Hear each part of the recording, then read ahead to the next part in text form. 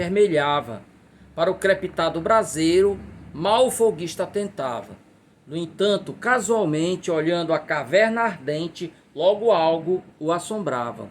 Dando um passo para trás, gritava com frenesi: "O homem está lá dentro!" Pois não? Alguém ia falar? O homem... Pois não, diga. Alô? Ninguém? Então... Ninguém pediu não, viu? Ah, tá. Então deve ter sido... Fala, o fantasma. Deve ter sido isso. Acho que foi o fantasma do homem. Dando um passo para trás, gritava com frenesi: "O homem está lá dentro! Está na fornalha, eu vi!" Perguntaram-lhe: "Que homem?" Como quem vê lobisomem, disse: "O amo, eu vi ali." Ao terem a confirmação de que era apenas crença, o pânico foi geral, a aflição foi imensa. Ao terem a confirmação de que não era só crença, o pânico foi geral, a aflição foi imensa. A notícia que o malquisto na fornalha fora visto, pois a escravaria tensa. Deixa só, pessoal, ajeitar esse verso. Ah, não, é isso mesmo, tá certo. Que achava-se que era apenas uma crença, né? Então se viu que não era. Então tá certo aqui, tá correto. Então, gente, o próximo, depois eu faço um comentário geral sobre os três, né?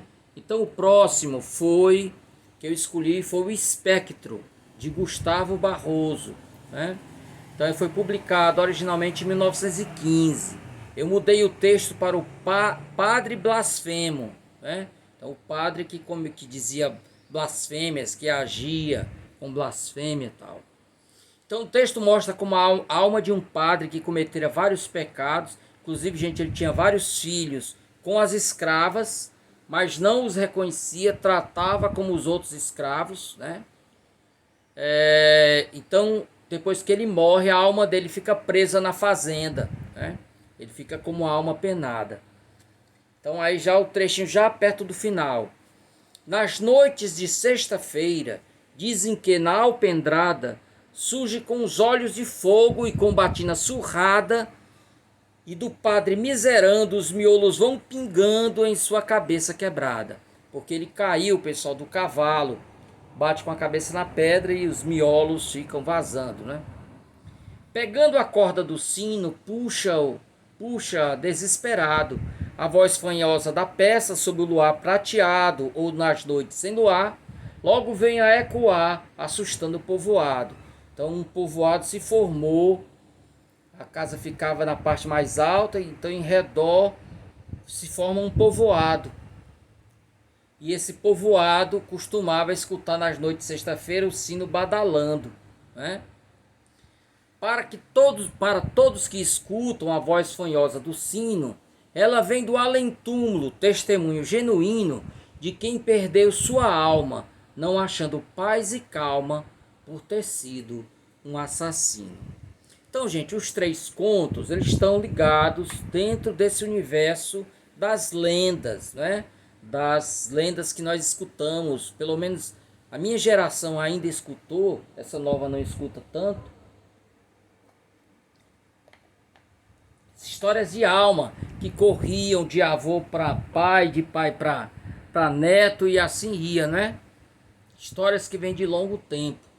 Nesse contexto, as histórias poderiam ser taxadas de maravilhosas e não de fantásticas, porque elas já pertencem a um repertório, né, das lendas, onde tudo é permitido, onde essas coisas acontecem. No entanto, pessoal, as histórias que eu selecionei, elas abrem uma portinha, não é, para uma explicação racional. Há uma possibilidade.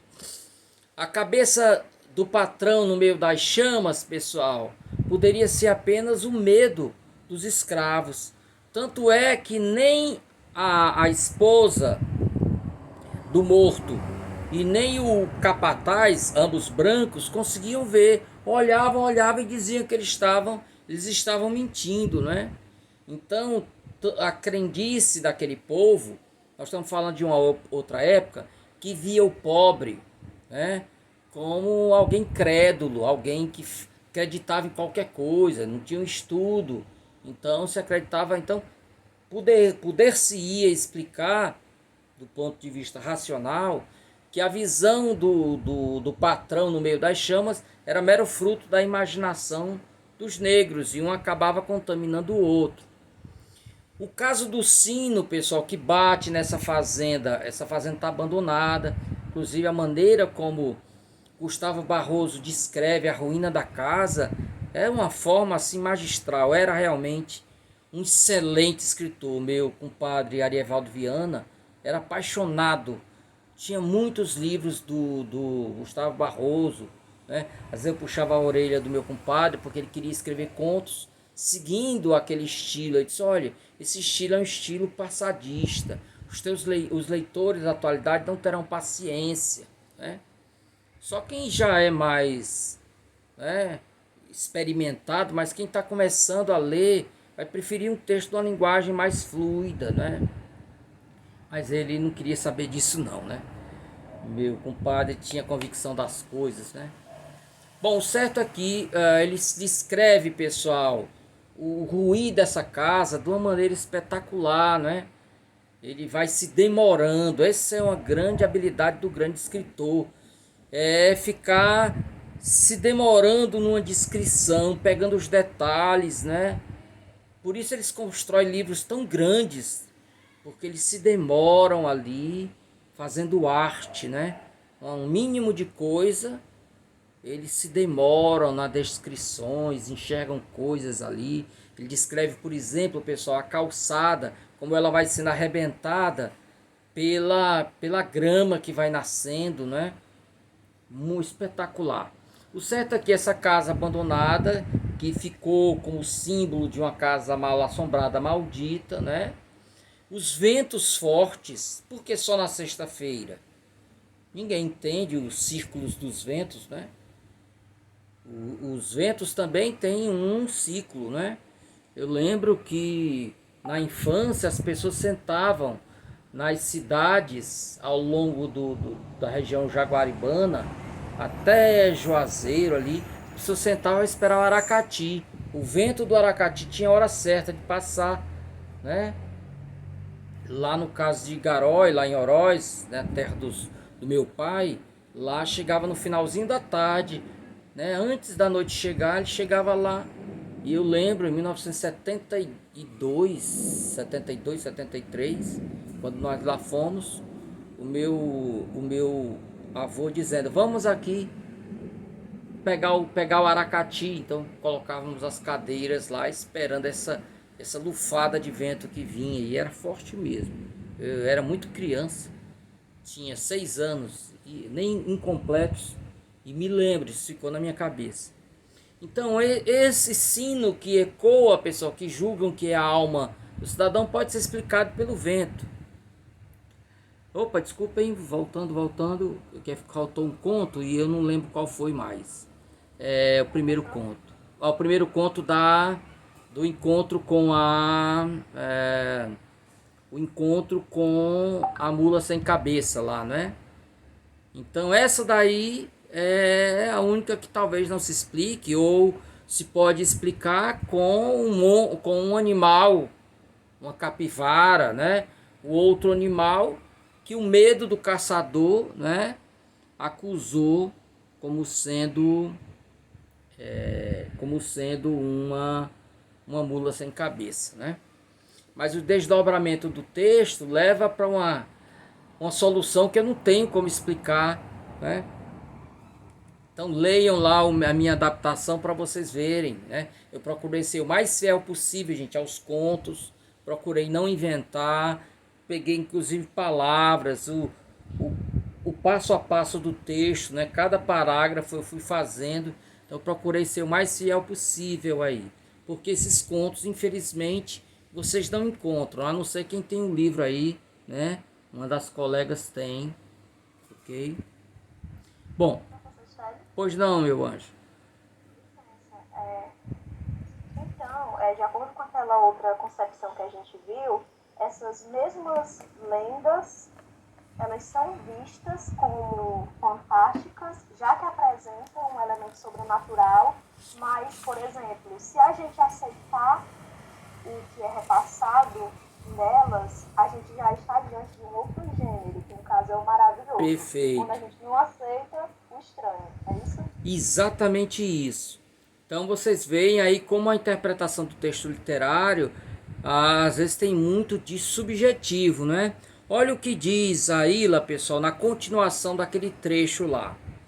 Tomando, entretanto, a concepção mais atual de Ana Maria Barrenechea, que afirma a configuração do fenômeno apenas em forma de problemas feitos anormais, anaturais ou irreais, em contraste com fatos reais, normais ou naturais, considera fantástico todo texto cujo enredo ensine acontecimentos que transponham as leis naturais, ou seja, que coloca em conflito o mundo empírico e o mundo fantasioso. Então, nesse caso aí, as barreiras entre maravilhoso e estranho, também chamado de insólito, não é? Ela começa a ruir, porque você coloca dentro dessa nova visão, com a qual eu não partilho, eu prefiro ficar com a visão de Todorov, né? As barreiras entre maravilhoso, insólito e fantástico começam a ruir, eles se interpenetram, não é? Então, é só para que vocês saibam, gente, que há essa discussão, né? Lá no Rio de Janeiro, todo ano organiza-se um congresso do insólito. Não se fala mais no fantástico, nem no maravilhoso. A palavra que se usa lá no Rio de Janeiro é insólito. Eu fui até convidado a participar uma vez, mas não pude porque tinha outro compromisso. Mas todo ano existe. Ok? Bom, o segundo gênero, pessoal, que eu escolhi, que também é pouco explorado ainda na literatura cearense, certamente estão com os dias contados, né, essa falha, porque a nova geração vem aí inspirada por várias fontes, né? Harry Potter, todo o universo da lenda, a história do Senhor dos Anéis, né? Então tudo isso. Pois não, meu filho, quer aparecer aqui só um pouquinho, tá? Davi de novo, deu um tchauzinho aí. É a aula de literatura cearense. Papai. Manda um beijo pra eles. Pois não, deixa eu desligar porque eu não sei o que é que você vai falar, filho. O que é que você vai falar? Olha, papai, peraí, deixa só. Oh, lá vem tua priminha ali. Vai lá ficar com ela, vá. Eu quero um balão de aniversário. Tá certo. Depois eu lhe dou, tá? Tô só terminando minha aula. Vocês veem por que eu gravo minhas aulas de madrugada? É por isso, né? Mas voltando pra cá, que é um balão de aniversário. O aniversário dele já passou. Ele quer um balão de encher. Eu vou arranjar, filho, mas só terminar aqui. Então, pessoal, eu certamente... Certamente, pessoal, os novos autores, eles irão suprir essas lacunas, porque a formação deles é tomada, né, por esse universo fantasioso. O fantasioso das cartas, é só ver quais são os filmes de maior sucesso, de maior bilheteria, tá? De maior bilheteria no cinema, são desse universo do fantástico, do maravilhoso. Então, uma lacuna que ainda há é a ficção científica. No universo do cordel, pessoal, alguns autores já resolvem esse problema, né? O caso, por exemplo, do já citado Arievaldo Viana, que ele fala lá sobre os discos voadores lá em Quixadá, né? Onde ele nasceu. Então, há toda uma história lá envolvendo, né, a chegada de discos voadores. Então você tem a presença do fantástico, né? Ou desculpe, da ficção científica. Um dos clássicos do cordel, que é o Pavão Misterioso, né? O romance do Pavão Misterioso, conta a história de um cidadão que há muito tempo, pessoal, nós estamos falando lá do comecinho do século, esse esse cordel, né, da primeira metade do século, ele inventa lá um aeroplano, uma espécie de um aeroplano, e o faz em forma de pavão. Então ele utiliza essa máquina, né, fantástica, porque ela consegue pousar como um helicóptero, né? Ela consegue voar, deslocar sem precisar de uma pista longa. Ele pousa sobre o teto do castelo, né? E de lá parte. Então,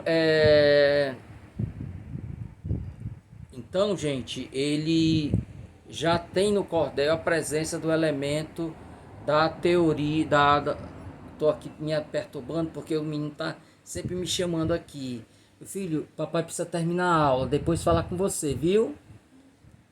Então, voltando para cá. Então, a ficção científica já faz parte do universo do cordel. Mas no terreno mais sério, né? Eu lembro aqui de um amigo carioca que morava aqui e até inclusive fizemos parte juntos de uma academia na casa de Juvenal Galeno, né?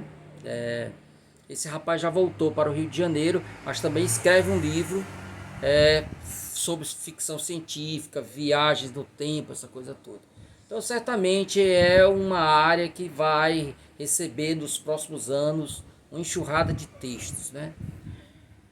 Mas, então, a ficção científica é um gênero cujos conteúdos se baseiam em supostos feitos científicos ou técnicos que poderia acontecer no futuro. Só para ficar claro para nós, o De Volta para o Futuro, o filme, né, que você tem lá um carro que consegue viajar no tempo, não é? E foram outras invenções, como por exemplo, do patinete voador, não é? Então muitos desses, tem lá uma bota que ela se fecha sozinha, você coloca os pés e ela se molda ao teu pé, né? Uma roupa também que seca sozinha, né? Ela tem um sistema interno. Muitas dessas invenções, inclusive, estão sendo trabalhadas hoje, né? O carro voador já há vários projetos pelo mundo do carro voador. Então, o gênero da ficção científica muitas vezes antecipa criações que só virão mais à frente, né? Então, ela se diferencia do gênero fantástico, porque uma está no terreno da imaginação, outra está na possibilidade construtiva, não é? Criativa do homem. Então, por isso também foi chamada de literatura de ficção. Entre alguns dos clássicos, pessoal, estão 20 Mil Léguas Submarinas, né? Esse livro, inclusive, eu acabei de colocar em cordel. Foi uma encomenda lá de uma editora de São Paulo. São 3 obras que eu coloquei, que envolve o universo do mar, que eu coloquei em cordel. O outro foi A Ilha do Tesouro e o outro eu já citei, A Maldição do Holandês Voador. Então, 20 Mil Léguas Submarinas, gente, conta a história de um navio, de um submarino, desculpe. Nessa época não existia submarino. Um submarino elétrico. Numa época, pessoal, que a eletricidade estava dando os primeiros passos. E esse submarino, ele é comandado por um cidadão que resolveu cortar as ligações com o mundo. Ele se desencantou com o mundo, é um bilionário. E ele usa o dinheiro dele para fazer essas invenções. Ele cria não apenas o submarino, como roupas de mergulho, não é? Pistolas para caça submarina, uma série de invenções que não existiam na época. Então hoje são vistas com naturalidade, não é? Mas na época, pessoal, ele se antecipava. Nós Robôs, do Isaac Asimov, né? É aquele cidadão que cria as 3 leis da robótica, né? Uma delas que você jamais poderia agredir ao homem, né? Então, esse livro chamado Nós Robôs, pessoal, é uma coletânea de 31 contos. Entre esses contos está um conto que foi levado para o cinema, um filme chamado O Homem Bicentenário, né? O Homem Bicentenário. Todo mundo viu com Robin Williams, né? Um robô que vai se humanizando. 2001, Odisseia no Espaço, que ela virou filme também. Logo que o filme foi lançado, o livro saiu. O livro saiu depois do filme. O cidadão que escreveu o livro, que é o Arthur Clarke, ele foi também roteirista do filme. Então conta a história de uma espaçonave chamada Discover One, cujo computador central enlouquece e começa a matar os tripulantes. Um deles, com muito esforço, consegue desligar esse computador. Só que aí ele acaba tendo desdobramentos, né? Então vai aparecer uma pedra negra. Essa pedra negra, gente, ela vai voltar para o início da civilização. Então os homens das cavernas vão ver florescer essa pedra negra. Então o futuro vai interferir no passado. Tem alguma coisa a ver, pessoal, com aquela ideia de que eram os deuses astronautas, né? Se acredita que pessoas do futuro foram até o passado e os primitivos viram esses astronautas e o tomaram como sendo deuses, né? Então a mitologia, todo o universo da religião nasce dessa ida dos astronautas para o passado, né? E o filme De Volta para o Futuro, que eu já citei. Então, Entre Nós, pessoal, tem um livro espetacular. Eu imagino que foi um dos livros que eu coloquei para vocês lá no Siga, né? Se não, pessoal, eu vou fazer isso, mas eu acredito que foi um dos livros que eu coloquei lá, que é um livro chamado A Rainha do Ignoto. Ignoto é desconhecido. Esse livro ele passeia na margem entre o fantástico e a ficção científica, né? Então, muitas vezes a ficção científica, pessoal, ela aponta para um mundo ou utópico ou distópico, né? Então, 1984, por exemplo, Admirável Mundo Novo, um universo apocalíptico, né? Distópico nesse sentido, né? Então, a Rainha do Ignoto vai tratar também de uma sociedade, pessoal, à parte, separada, né? Então, Emília Freitas escorre, pessoal, pela internet uma foto que dizem ser da Emília Freitas, mas não acreditem. Por isso que a foto dela aí está com uma grande interrogação, né? Então não se tem uma foto dela. Corre uma foto lá, vocês podem até ver, mas não é dela. Então, ela nasceu em Jaguaruana em 1855 e faleceu em Manaus em 1908. Então nós estamos falando, gente, de uma pioneira. Aposto como uma boa parte de vocês nunca ouviu falar. Emília Freitas. Filha do tenente-coronel, tem alguns dados aí que eu vou passando, né? A família veio para Fortaleza, onde ela estudou francês, inglês, olha aí, geografia, aritmética, num colégio particular. Então daí vem a questão da comparação que fazem, pessoal, entre a Emília de Freitas e a autora de Frankenstein, né? As duas tiveram essa formação intelectual muito forte, né? Mais tarde se transferiu para a escola normal, tornando-se professora. Aí ela vai colaborar em jornais literários. Ok, vou pulando aqui, pessoal. Foi para Manaus em companhia de um irmão. Participou da Sociedade das Cearenses Libertadoras, né? A gente já falou disso quando falamos dos poetas da abolição.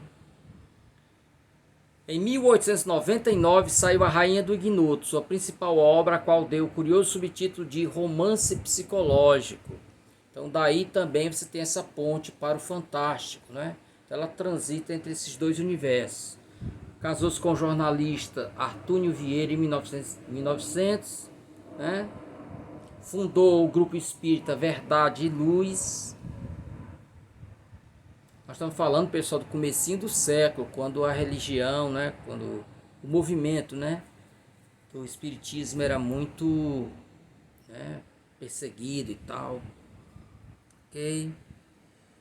Com o marido, fundou em Manaus o Centro Espírita Paraense, tal. Em 18 de outubro de 1908, faleceu em Manaus, para onde havia retornado após a morte do marido. Algumas das obras dela: A Rainha do Ignoto, Canções do Lar e O Renegado. Sobre a obra, pessoal. Então aqui nós temos algumas edições, né?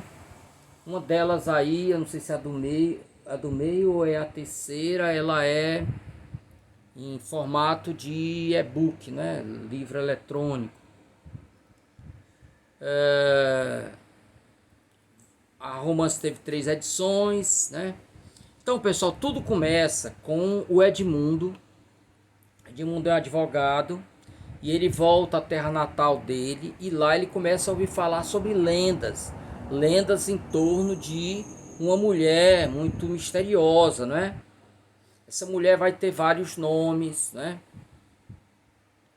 Então ele, pessoal, acaba conseguindo entrar na sociedade que ela preside.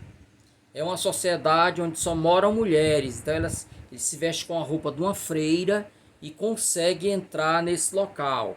Então há toda a descrição de como eram os rituais, de como a história funcionava. Aquelas mulheres, pessoal, boa parte delas tinha sido resgatada pelas outras, né? Elas saem de de barco, né? Pegando essas mulheres que são violentadas pelos maridos, né? Essas mulheres todas, elas levam e lá elas